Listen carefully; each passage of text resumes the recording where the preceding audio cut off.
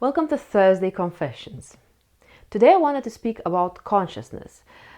I'm not an expert in the subject, obviously, but at this stage I don't think anyone actually is. Not the philosophers that have been trying to investigate the subject for thousands of years, and not the researchers in, I don't know, neuroscience or anesthesiology, or even, for example, quantum physics, who have been trying to tackle the subject for only just 30 years, as I have mentioned in my previous Thursday Confessions. So actually, the truth is that at the moment we don't really have a clear definition of what consciousness is, and we don't really know why or how it evolved, but there is an intense conversation happening about it. And I kind of agree with the guy, a researcher, neuroscientist, that I already mentioned before, Neil Seth, who is answering many of the questions related to consciousness research throughout the 30 years in his book Being You, the New Science of Consciousness. So I kind of agree with his thought expressed in here, or even a hope rather, that we may not get an exact definition of what consciousness is, but just as it happened with the subject of life, we might eventually come up with a few features that will help us understand when consciousness occurs and when it doesn't. For example, we know when life occurs because life itself has certain features such as growth, reproduction, and so on. And so probably the hope is that the same eventually will happen with consciousness, and we will know when something or someone is conscious according to these features. But at the moment, the only thing we can really agree all on throughout all the areas involved in this interdisciplinary research subject is that consciousness is the subjective experience of reality. So in a way, each and every single one of us is as much of an expert of consciousness as any other person is, because we all have our approach to it. We all can experience it. So it's not something that only scientists or researchers would have the knowledge of. So consciousness in essence is awareness, some would say, but I prefer to say that it is a subjective experience of reality. I got interested in this subject because I come from theater, as you may know already, and for me it seemed very important to understand what consciousness is in order to make theater, because it really makes a massive difference whether you think that consciousness is something that rises in the brain because of the interaction of the brain cells, or according to neuroscience, because of the neurons, but and therefore you would think that it means that human being or other creatures with developed brain are the only ones that are conscious. But actually, if you, for example, pick up the panpsychist view, which claims that everything is conscious, then you will relate to the world differently, because that would imply that every creature is worthy of respect, attention, and this post-humanistic understanding that everything is our equal, everything and everyone, every person, every plant even, and every animal, obviously. So it really, in essence, goes back to how we understand consciousness, and it defines therefore the relationship to the reality that we have. And for me, it clearly defines the relationship to making theater or performance. And the beginning of my research was started because I was pretty frustrated by the fact that we still think of theater in a way as if it was a piece of architecture where we need to have certain parts in place and we would build a certain thing, i.e. A spectacle, a show, right? But actually for me, theater was not so much about visually experiencing something that was built in front of my eyes, but it was much more about feeling, about relating to the characters in some other way that was not necessarily visual, right, or auditory or whatever. And so I thought that we really need to think in a different way about how and why we make theater. And when I started digging into the subject of consciousness, it really helped me to find new ways of looking into it. So, as you may know also from my other Thursday confessions, I have developed this concept of theater of consciousness, which really is rooted in the idea that, theater takes place not on stage, but in the mind of the observer, right? And therefore, we really need to think about it differently in terms of observer being the active participant in the making of the theatrical show or any kind of performance, or even in more general terms, aesthetic experience, right? And that was very important for me because it felt, from my personal experience, I felt like, there were perhaps very widely acclaimed shows that I went to watch and they didn't resonate with me. And sometimes it was purely because I was too tired to take this experience in, or some other times because it was simply just not my cup of tea, right?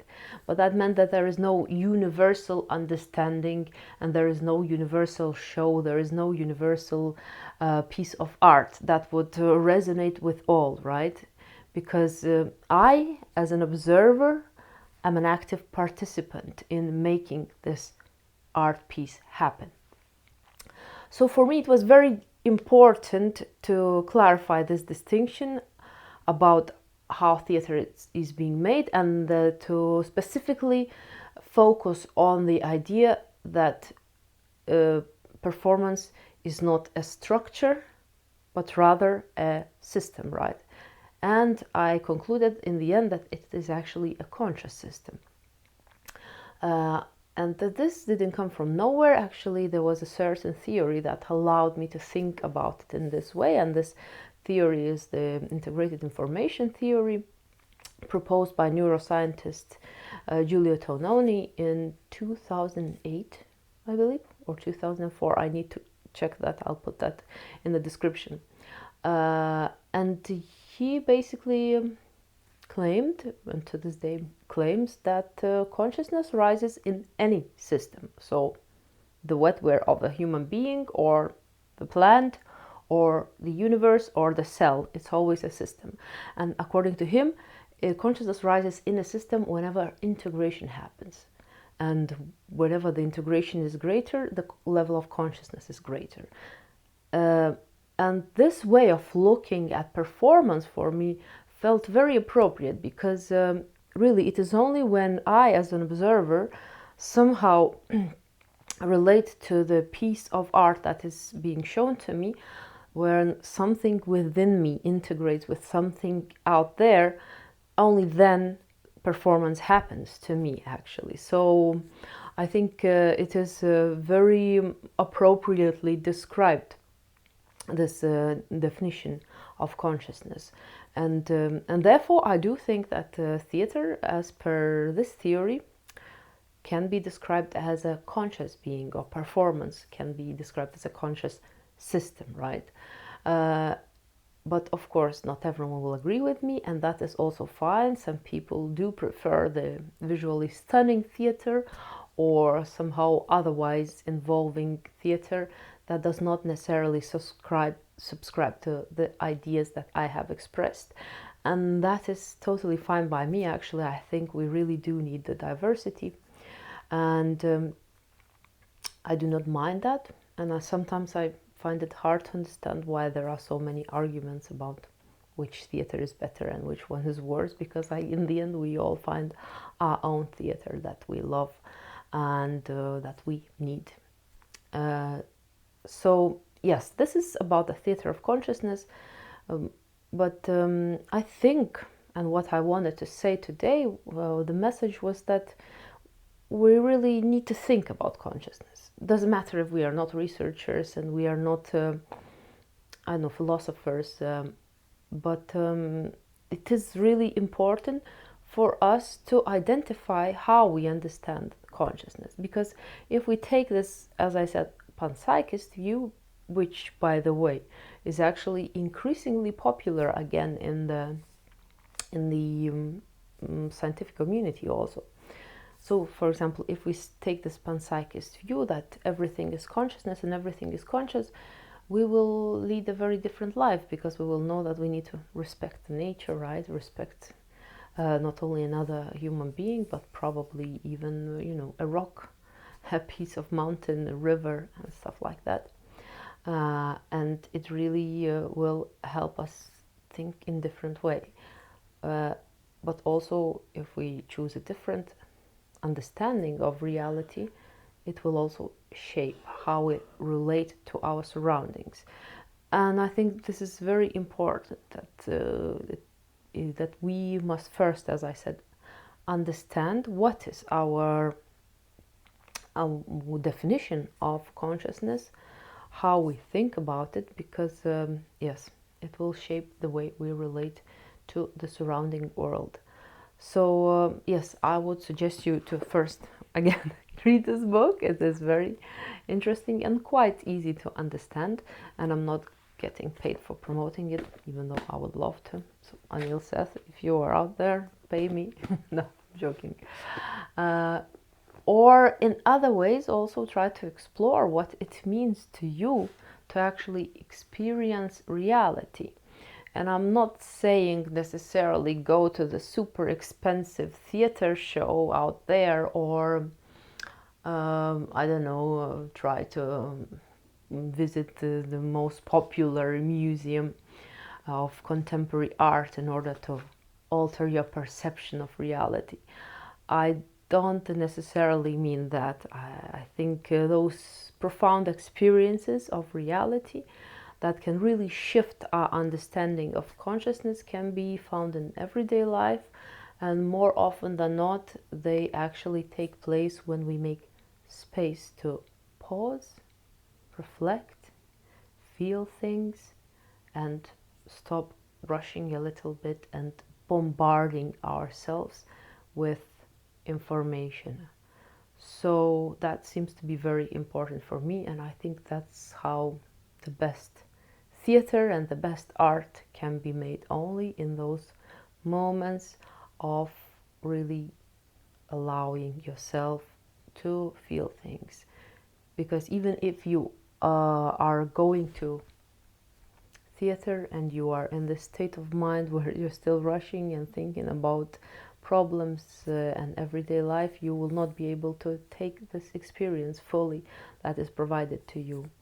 So yeah, make space for things to emerge seems to be the answer. I do that also.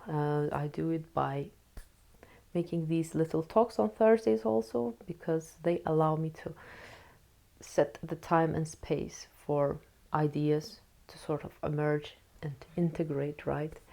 And as per Gulio Tononi's idea of information integration theory, wherever there is integration, there is consciousness. So let us make the space for this integration to take place, and that will be the way to alter our understanding of consciousness. Alter and change and develop. Thank you for listening. That was Milda with Thursday Confessions, and I'll see you next time.